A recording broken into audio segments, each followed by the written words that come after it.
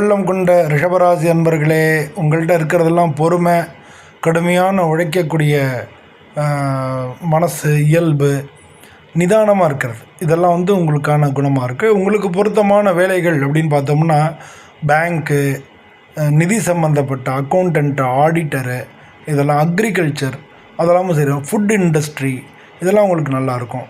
அது மாதிரி civil service, administration ஆஃபீஸராக இருக்கிறது, அப்புறம் இன்டீரியர் டிசைனர், ஃபேஷன் டெக்னாலஜி அதிலெல்லாம் இருக்கிறது, அப்புறம் ஜுவல்லரி இருக்கு இல்லையா, jewellery, real estate, textiles, civil engineers, இதெல்லாம் இருக்குது. அப்புறம் டீச்சர், அப்புறம் அரசியல்னு எடுத்துக்கிட்டால் கவுன்சிலராக இருக்கிறது.